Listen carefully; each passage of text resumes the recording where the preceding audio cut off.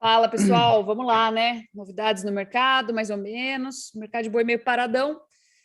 O que eu acho que tem de novidade, a gente fica com a impressão de que o mercado está parado quando os preços se movem de lado, né? Parece que não tem muita novidade. Mas o que a gente começa a observar são os ajustes finos do entorno, tá? Então, eu acho que um dos ajustes finos no entorno que a gente pode chamar a atenção aqui, e que talvez muita gente nem tenha prestado atenção, porque como eu falei, essa questão de ajuste fino, eu acho que dava para a gente citar, por exemplo, a diferença de preço que está sendo paga pela carne no mercado doméstico e o boi China, que eu acho que é um indicador assim bem interessante de a gente acompanhar. Eu acho que o diferencial de base, né, tá assim, esticou muito, o pessoal está reclamando por que isso está acontecendo. Acho que é um outro ponto que a gente pode discutir aqui. E eu acho que a projeção para as exportações de fevereiro está muito interessante também da gente trazer para a discussão. E no mais, o conflito Rússia-Ucrânia, né, que eu acho que traz uma influência grande aí sobre o mercado de milho. Lembrando que a gente soltou hoje o relatório de estratégias comerciais para milho hoje, né? Então, assim, uma leitura indispensável para quem está exposto ao milho. Depois busquem aí para acessar. Acho que a gente pode começar falando isso. Ô, Iago, o que você fala aí dessa diferença entre carne no mercado doméstico aqui e carne que a gente está mandando para a China? Lembrando que sempre que a China está pagando muito bem em relação ao mercado doméstico, a gente tem uma pressão pela busca do boi China, né? E hoje a gente sabe que se mal tem boi para bater, imagine boi China, né? Que a gente vem abatendo e buscando nos últimos 2, quase 3 anos. Solta, Iago. E aí, pessoal, bom dia, boa tarde, todo mundo que está ouvindo, e boa noite também para quem está escutando isso de noite. O que a gente tem aí, já pelo menos é o que eu tinha observado, assim, a gente teve na última semana uma notícia que correu o grupo de WhatsApp também, é que a China aceitou aumentar o preço médio pago pela tonelada da carne bovina brasileira. Então, isso aumentaria, em teoria, o quanto o frigorífico poderia pagar, né? Só que tem um ponto, né? Esse aumento de preço que a China pagou no dianteiro, que saiu da casa de um mês atrás de 7.200 para 7.700 mil dólares por tonelada no dianteiro, esse aumento ele veio mais por um reajuste de dólar. Porque se mantivesse os mesmos 7.200, o preço que o frigorífico poderia pagar no boi China teria que ser diminuído se ele quisesse manter a margem. O fato é, a margem para o boi China ainda continua boa, é a melhor forma de negociação que tem hoje para a carne bovina brasileira.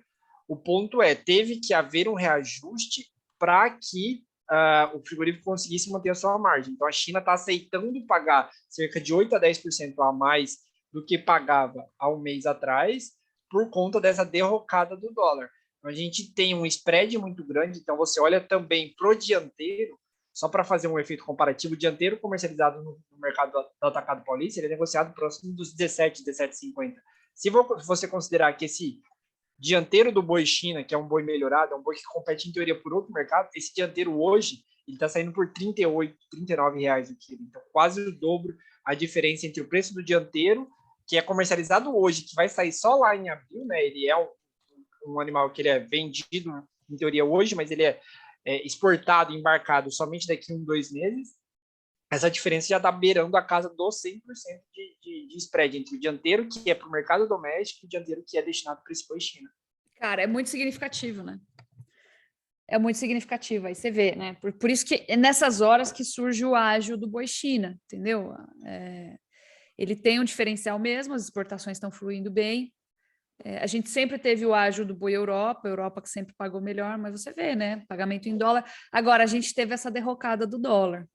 O dólar está desabando. E hoje a gente teve uma conversa com um cara aí que entende bastante disso, né, Iago? É uma coisa que, por sinal, eu não tinha observado, que essa desvalorização do dólar, ela ocorreu contra as moedas dos países que produzem, que são grandes produtores de commodities. Ela não está exclusiva aí ou focada relacionada ao Brasil. E aí, enquanto a gente não tinha taxa de juros, isso não foi visualizado, né? No ano passado, ano retrasado. Mas agora que a gente tem taxa de juros, fica bem evidente. E acaba até, assim, ou seja, o movimento poderia, a diferença poderia até ser maior se não fosse essa derrocada do dólar que a gente tem visto nos últimos dias. Então, para você ver que tem uma pressão forte em cima dessa categoria, né? E o interessante Desculpa. Interessante, Lídia, só para adicionar nesse quesito que você botou do dólar, é que o real está se valorizando mesmo com uma crise global de possível guerra instaurada no mundo. Então, é um movimento até muito interessante, porque a gente está falando do real saindo num patamar de 5,70 no início desse ano para 5,8, 5,6 agora, e a gente está numa crescente global em que existe uma aversão a risco. Então, quando você está iminente de guerra, seja em qualquer lugar do mundo, principalmente em dois países que são relevantes, você corre para ativo mais seguro. É o que está acontecendo com o ouro agora. O ouro está se valorizando bem. O ponto é, o real está se valorizando frente ao dólar, mesmo com uma crise global que provocaria essa corrida para o dólar. Muito interessante esse movimento. Esse movimento, né? E você vê, antigamente, se pega 10 anos atrás, ou 15 anos atrás, principalmente, a gente não tinha essas conversas. A, a agilidade, a dinâmica da interferência do mercado externo dentro do mercado boi gordo não acontecia. Né? Então, exportações proporcionais abaixo de 20% ou girando em torno de 20% trazem uma interferência na composição do preço do boi doméstico muito menor do que o que a gente está vendo agora. Então, isso é uma novidade. E isso traz mais volatilidade para o mercado, tá? Isso traz mais risco para o mercado, né? Então, esse eu acho que é um ponto da gente observar. E aí, qualquer freada de China, né, vai trazer problema. A gente está no mercado assim, muito mais arriscado agora. Cara, isso é chave. Qualquer freada de China vai trazer problema, então a gente precisa trabalhar com hedge. E nós temos um ano mais favorável para trabalhar com hedge 2022, por quê? Porque em 2020 o boi subiu, entre abril e outubro, 32%. E dentro de um cenário de inflação e desemprego, né, por mais que tenha eleições agora, né, a gente pode até falar um pouquinho disso, tem sido tema de análise aqui, e eu recomendo, é uma outra análise que eu recomendo que vocês que estejam nos escutando aí acessem, né, que vocês que estão nos escutando acessem, que é a análise de comportamento do preço do boi em anos de eleição, mas a gente já teve uma alta muito pujante, muito forte de 32%, e o que sobra para o consumidor doméstico, que ainda leva 70% de tudo que a gente produz, né? Sobra pouco espaço. Então, assim, a gente não acho plausível a gente ficar esperando mais uma alta de 20%, 30%, tá? As altas mais significativas em anos de eleição que a gente viu na história foram de 32% nesse prazo, nesse período, e de 23%. Fora isso, nada bateu. Então, não vamos ficar esperando essa alta pujante. Ou seja, é mais fácil trabalhar com hedge em um ano de alta moderada, por mais que você espere ela, né? Fica mais fácil essa alta ser projetada nos contratos futuros e a gente travar a produção. Lembrando também que, estrategicamente, né, agora está na hora de a gente trabalhar com ciclos curtos de engorda. Né? Por quê? Porque eu estou na fase nem do ciclo pecuário. O que é a fase nem? Nem alta, nem baixa ainda. Né? Eu estou com uma reposição hoje para comprar cara. Se eu vender ela no longo prazo, nos próximos, daqui 20 meses, por exemplo, 18, 20 meses, a probabilidade é que ela não suba, não acompanhe a inflação. Eu tenho um problema para remunerar essa operação. Ou seja, a operação tem que ser curta. Eu tenho que comprar boi agora para entregar ele no segundo semestre. Tá? Então, isso vem muito em linha com um plano de hedge facilmente executável. Né? Então, fica a minha chamada de atenção aí para as possibilidades do mercado futuro, né? Dos contratos futuros, dos contratos a termo, entendeu? Por quê? China, começo de 2020, deu uma bela de uma freada. Ano passado, por conta da suspensão das exportações que a gente teve que executar por conta do acordo comercial que a gente tem com a China, também deu uma bela de uma brecada. Então, esse acordo não mudou. Não mudou. E nós já temos 2 anos de fortes brecadas. Entendeu? Então, o risco de vir um terceiro, espero que não aconteça, mas o risco existe e o impacto dele sobre a formação de preços no mercado doméstico é enorme, né? É grande, nós já sentimos isso. Então, fica a observação aí, que eu acho que vale a gente trazer à tona, né? Sobre a importância cada vez maior de se gerenciar os riscos de preços, especialmente em operações de tiro curto, que são operações de engorda, que tem um custo maior agregado também.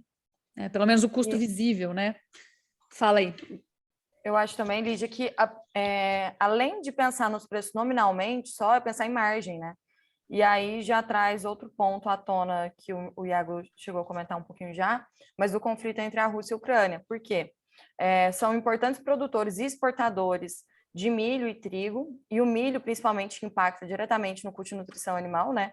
Porque o preço do milho que a gente tem aqui no mercado interno, óbvio que tem o basis também interno, que o mercado interno está disposto a pagar mais do que o mercado internacional, que impacta na precificação, mas via de regra, o preço ele é dado pelo mercado internacional, pelas cotações de Chicago, né?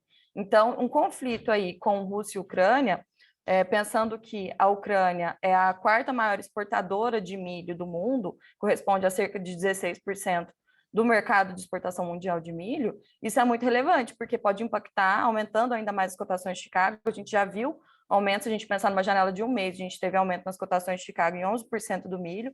Óbvio que aí tem a questão de clima da América do Sul, enfim, que impacta bastante, mas esses conflitos também acredito que têm um peso bem relevante aí em cima disso.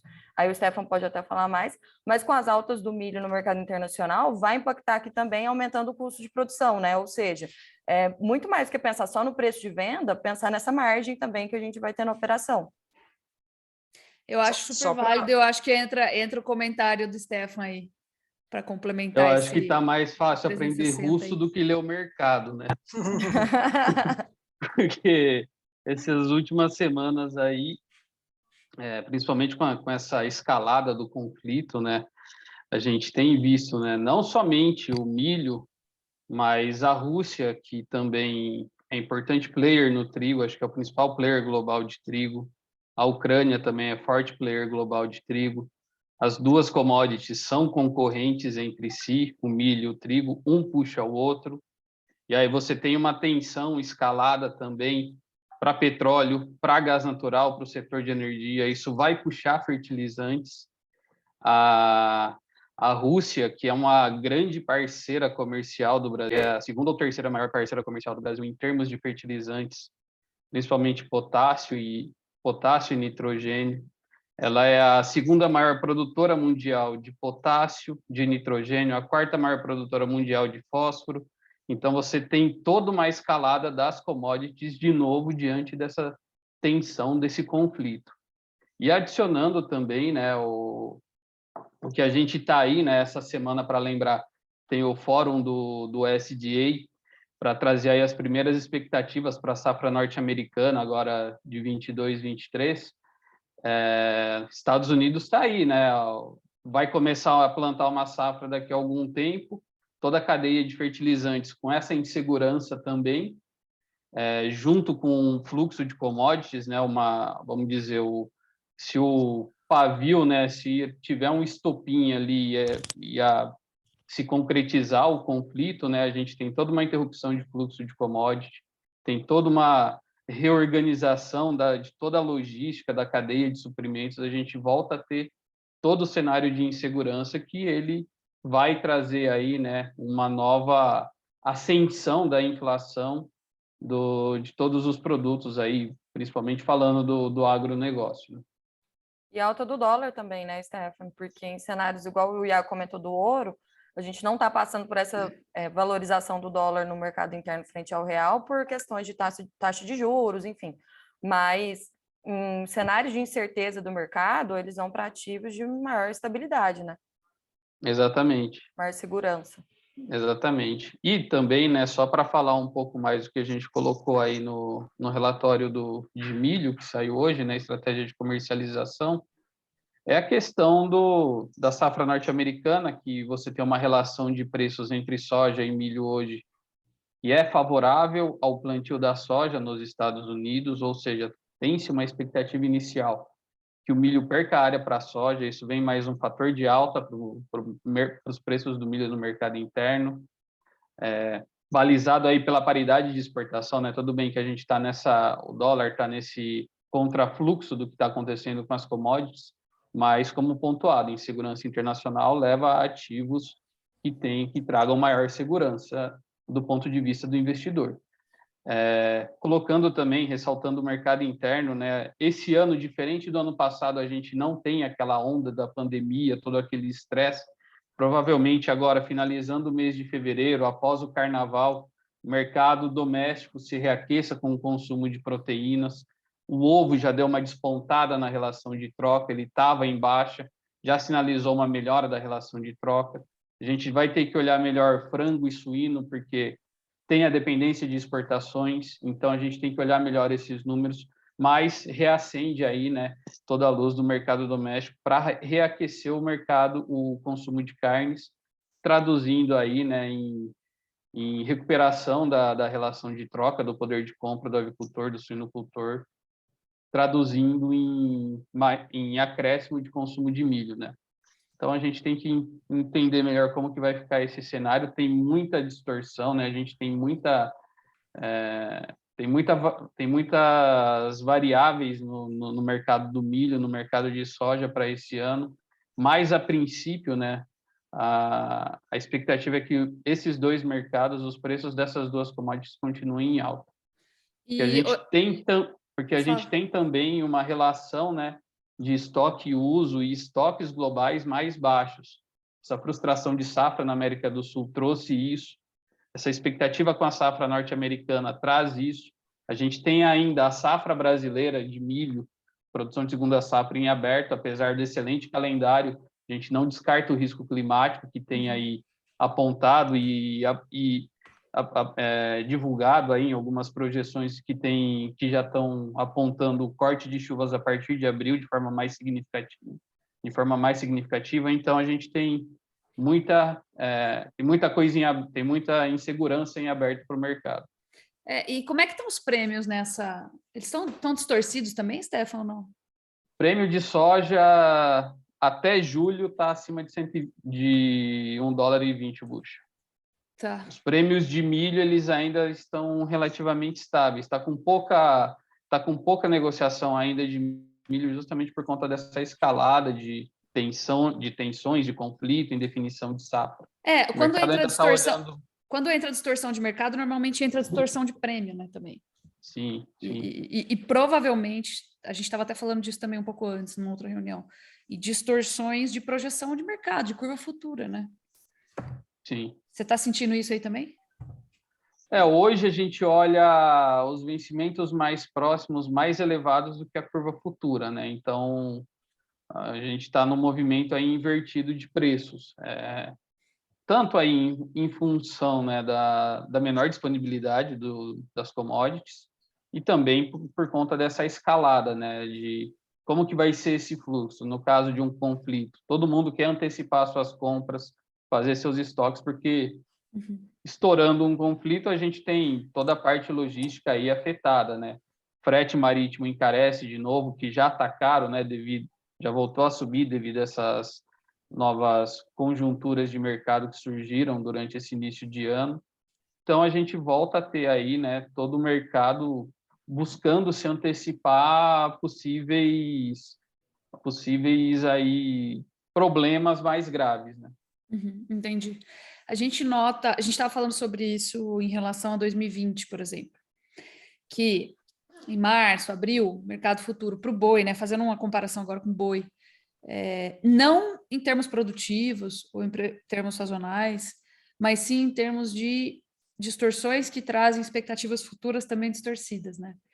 Então, em março, abril de 2020, a gente estava às portas do começo da pandemia, dessa mudança, né, do mundo como a gente conhecia. Teve muita mudança, né?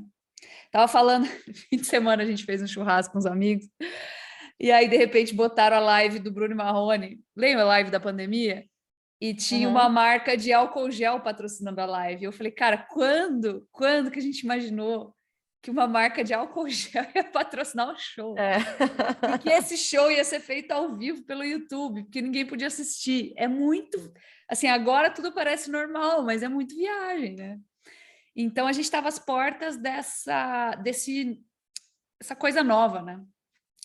E aí, o que acontecia? O mercado futuro do boi projetava uma queda de 5%. No fim, o que a gente colheu foi uma alta de 32%. Você vê assim, que inversão, né, de expectativa.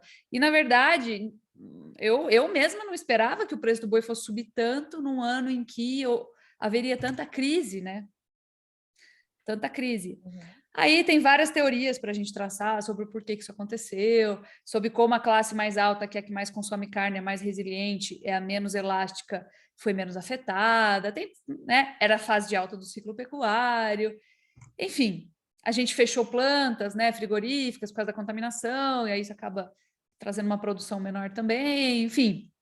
O que acontece? A gente não tem mais, pelo menos a gente acha que não tem mais isso esse ano, né? Talvez as incertezas aí da crise de Rússia versus Ucrânia tragam um pouco de distorção para o mercado milho, mas isso já está parecendo se dissolver depois que o Putin aí deu o discurso falando que ia legitimar 2 regiões importantes ali da Ucrânia. E aí dá uma abafada em toda a crise. Não sei, né? Mas no caso do mercado boi, assim, a gente nunca sabe o que vem pela frente em termos de cisnes negros, né? De eventos imprevisíveis. Mas eu acho que naquele nível talvez a gente não veja, talvez. Mas, né, tá aí todo o acaso para me provar que eu estou errada ou provar o contrário. Enfim, então eu acho que a gente pode visualizar aí, discutindo, né, o que a gente falou um pouco mais cedo, sazonalidade em voga, crescer, sendo exercida, então nós teremos um maio pressionado, nós estamos olhando negócios com boi magro melhorando de preço, né? Quem souber trabalhar travadinho aí, vai ainda, acho que em importantes regiões produtoras ainda fecha a conta. E segundo semestre a gente projeta uma alta, né? Afinal de contas, ano de eleição, sazonalidade.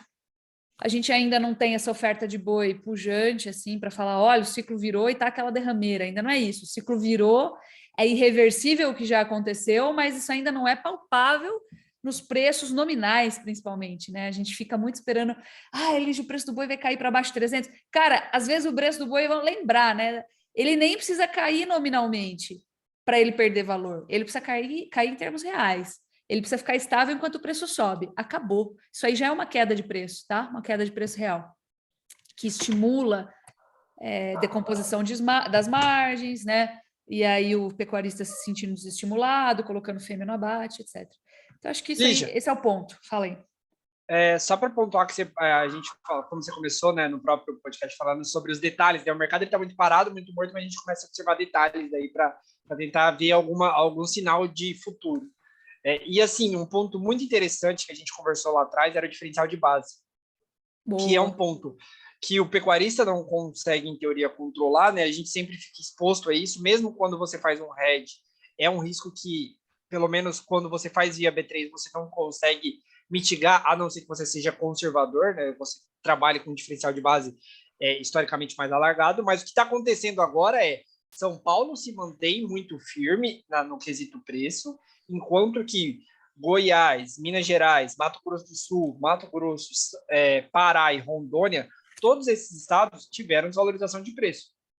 E, assim, no caso até que vou trazer, acho que o mais impactante, assim, Minas Gerais caindo cerca de 3%, enquanto São Paulo, na média do mês, se manteve estável em 338%, Mato Grosso caindo 1%, Mato Grosso do Sul, na média mensal, caindo 2%, Rondônia caindo 3%, ou seja, está havendo um aumento do diferencial de base, um alargamento desse diferencial. O pessoal está bem incomodado com isso, né?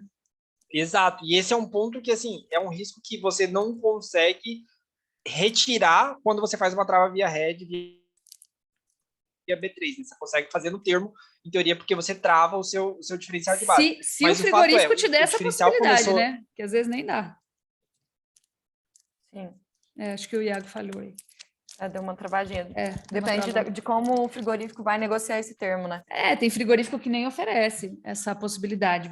Ele te dá o São Paulo menos X lá, sei lá o quê. E aí você que se vire.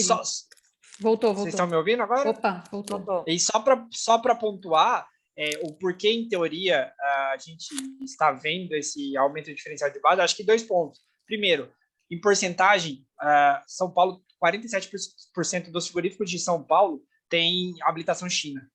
E São Paulo sofre uma pressão menor historicamente por ter menos fêmea. Não é um estado de cria. Uhum. Não é um estado em que você manda fêmeas para abate normalmente. Então, acho que esses 2 pontos afetam esse diferencial de base aumentar, além de fato que estava muito curto, né? O diferencial de base estava já muito curto, pelo menos nos últimos meses, assim. Sim. Mas eu acho que veio uma correção por aí, sim. Particularmente, eu acho que vai haver essa correção aí para o diferencial de base voltar, pelo menos, próximo à média histórica. Porque no caso do Pará já ultrapassou.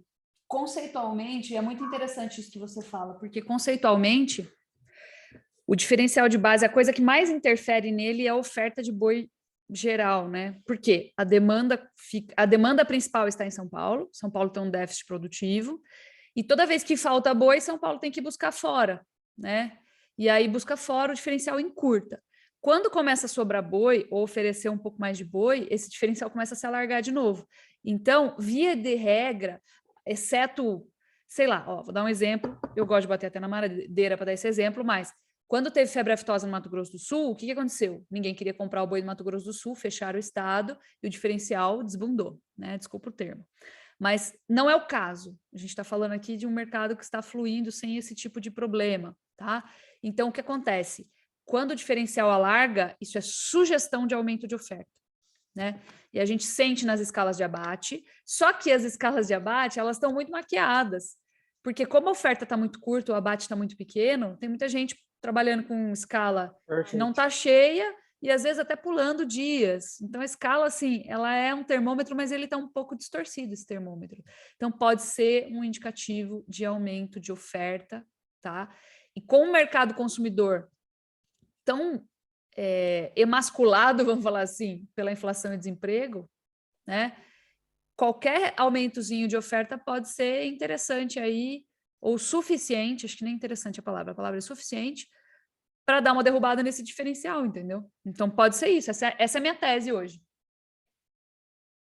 Sim, sim. Então, é isso. Eu acho que como mensagem, esse diferencial de base deixa exatamente isso que a gente busca, detalhes que, assim, hoje o mercado está morto, mas que podem significar algo lá na frente. É um diferencial de base que se abre muito, assim, eu acho que ele é indicativo, normalmente, dessa percepção que a gente tem, que às vezes parece que é imediatista, né, que a gente fala, o ciclo vai virar, mas o ciclo demora para virar, né, ele demora para a gente ter essa clareza nos dados, né, mas eu acho que são os indicativos que vão aparecendo, assim, quando você vai fazendo, olhando número por número.